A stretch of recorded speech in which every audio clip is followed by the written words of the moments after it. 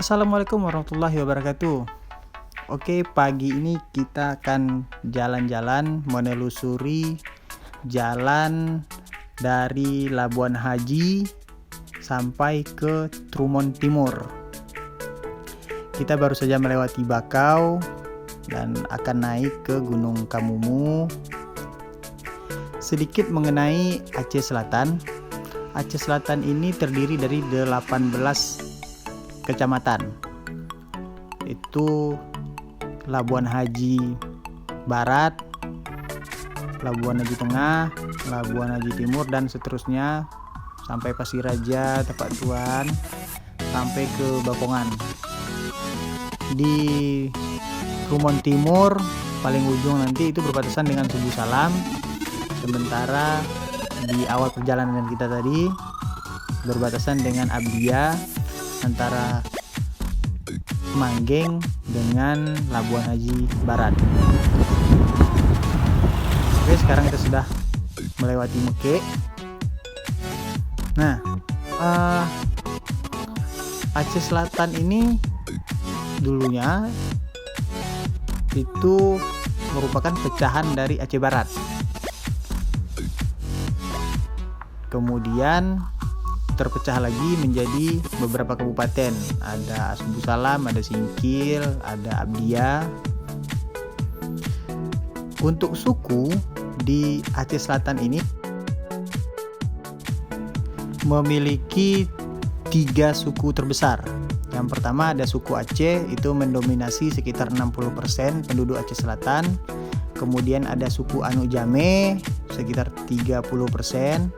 Kemudian ada suku Klut yang mendiami 3 kecamatan besar di Aceh Selatan. Suku Klut ini tersebar di daerah Kota Pajar, ibu kotanya. Mitos mengatakan, sebenarnya bukan mitos, mungkin ini memang benar. Penduduk asli Aceh Selatan itulah suku Klut. Karena mereka memiliki kebudayaan sendiri, memiliki bahasa sendiri, dan karakter penduduknya itu tinggal di daerah pegunungan. Entah mereka itu berasal dari suku Minangkabau juga lalu naik ke dataran tinggi, kita tidak tahu. Nah, hubungannya dengan Minangkabau, katanya suku Anu Jame ini itu memang berdomisili di sini sekitar abad 15. Dari pelaut mungkin daerah Minangkabau mendarat di sini, terus bermukim di sini dan ya hiduplah. Dan suku Klut itu tadi sebenarnya penduduk pribumi asli. Kemudian untuk bahasa di Aceh Selatan ini didominasi oleh bahasa Aceh, tetap Aceh. Kemudian bahasa Anu Jame. Nah, bahasa Anu Jame ini seperti bahasa Minang tapi dengan dialek Aceh. Nah, bahasa Minang itu yang bahasa waang alah makan, waang balun makan, waang pai koma, waang nendak koma. Nah, seperti itu. Nah, ada lagi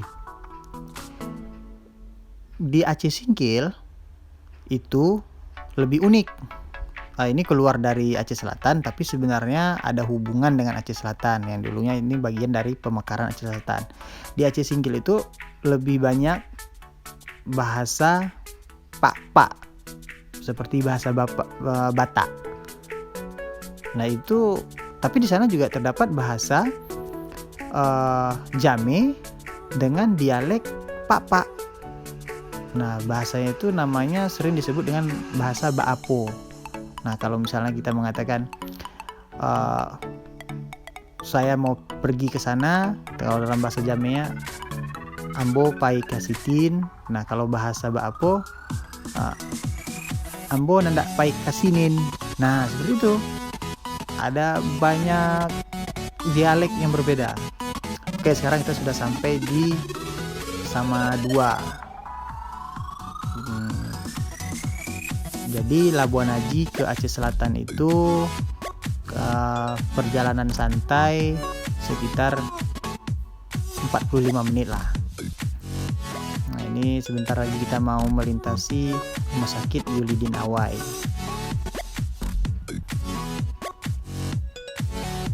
Bercerita tentang Aceh Selatan itu kita tidak lepas dari cerita legenda naga, Tuan Tapa dan Putri Naga. Nah, oke, kita isi bensin dulu supaya perjalanan lancar. Oke, kita lanjut dengan cerita naga. Nah, ini nih kota naga Tapak Tuan. Jadi awal kisah dulu, ada sepasang naga dari negeri Tiongkok. Jadi di dunia pernagaan mungkin itu, kalau sepasang naga tidak memiliki keturunan merupakan sebuah aib besar.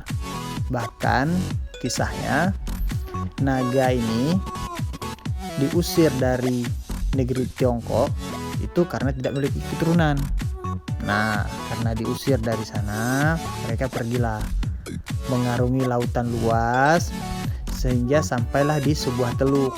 Nah, inilah dia teluk, kalau sekarang Tapak Tuan. Nah, di teluk ini naga ini merasa begitu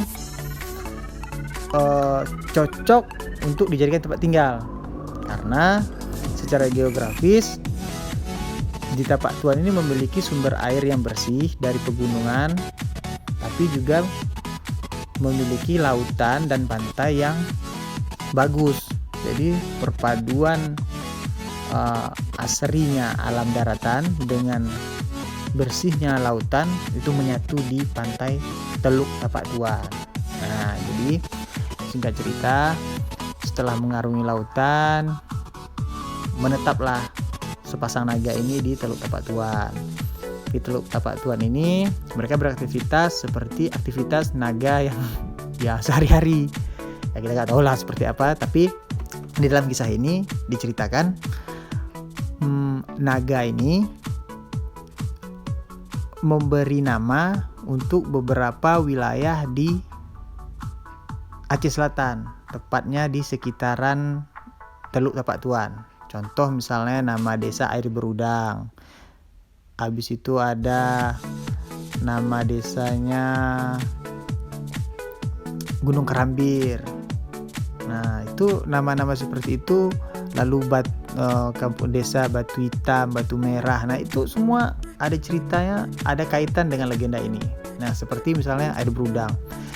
Ketika itu naga jika ingin mencari udang sebagai makanan sehari-hari, itu tinggal pergi ke Air Berudang, karena di sekitaran Air Berudang itu memang terdapat banyak udang-udang, baik itu udang air tawar, air laut. Nah, maka naga menyebut daerah situ sebagai daerah Air Berudang. Pohon kelapa juga demikian. Di satu tebing itu banyak terdapat gugusan-gugusan pohon kelapa. Nah, untuk menandakan daerah itu sebagai suatu wilayah, maka naga menyebutnya dengan Gunung Kerambir.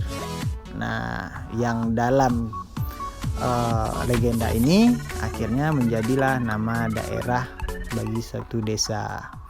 Daerah lain seperti Batu Merah, Batu Hitam. Nah, itu cerita selanjutnya. Nah, jadi satu hari dalam beraktivitas sehari-hari, naga betina itu melihat dari kejauhan sebuah peti terombang-ambing di lautan. Nah, entah itu karena feeling seorang perempuan, dia merasa di peti yang hanyut itu ada sesuatu. Nah, diambillah oleh sang naga betina, dibawa ke darat.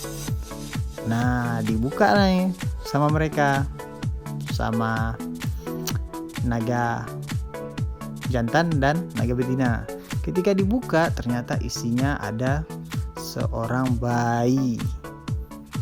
Nah, bayi ini nanti menjadi putri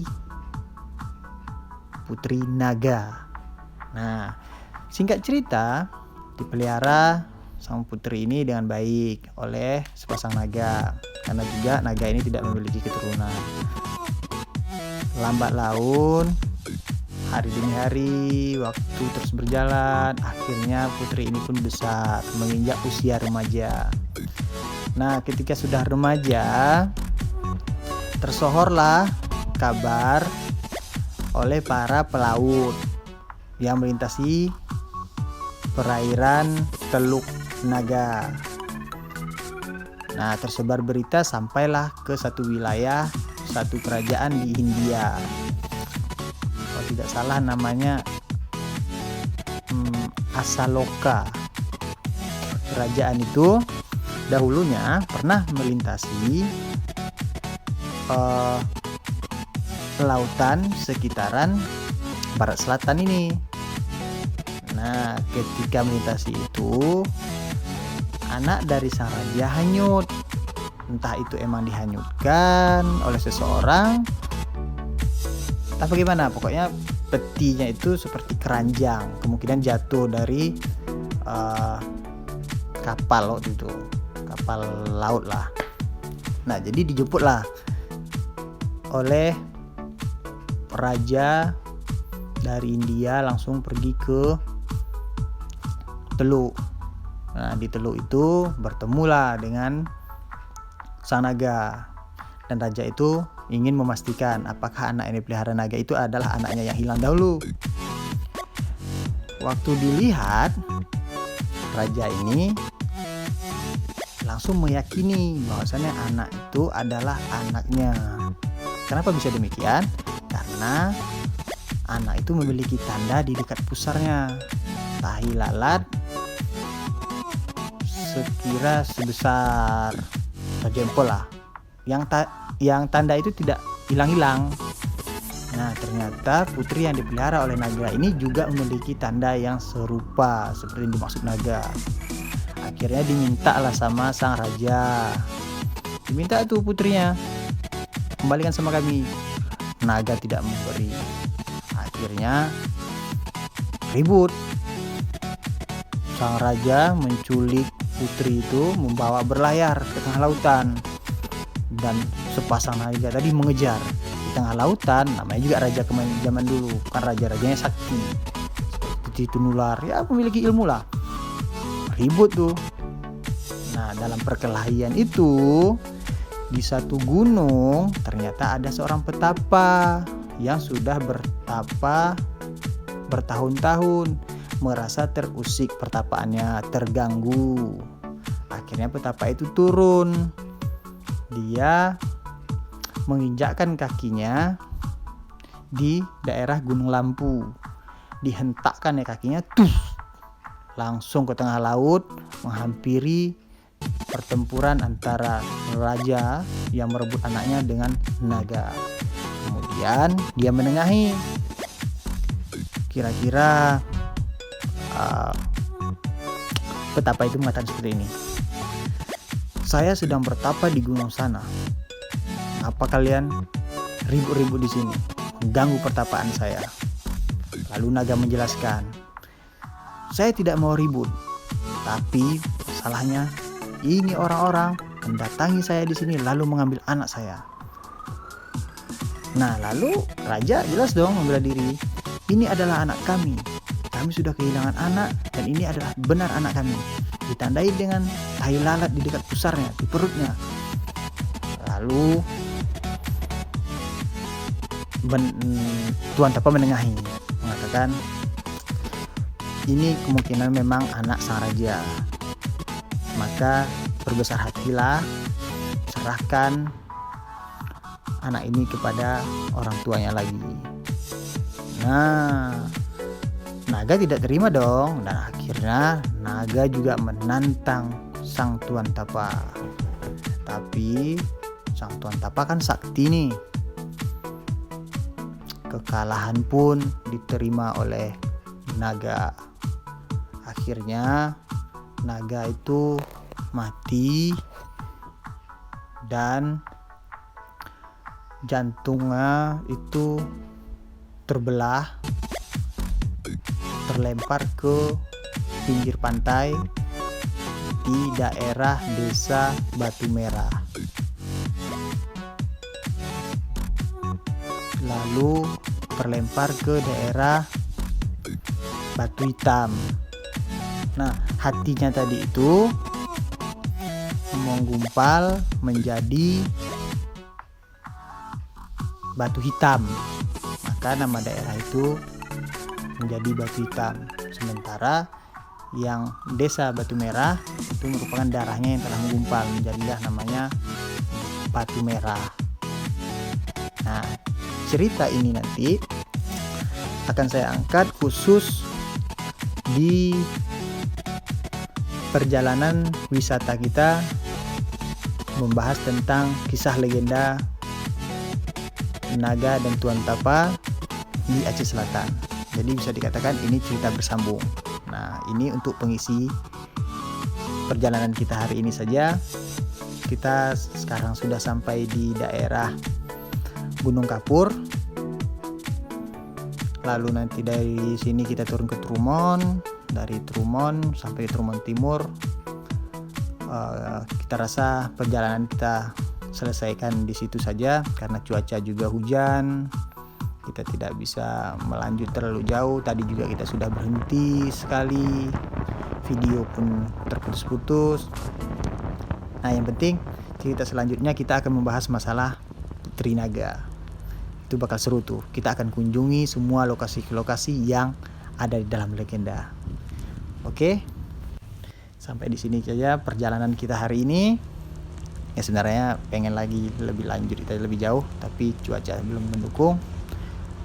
Oke, jangan lupa like dan nonton video kita selanjutnya. Oke, yuk.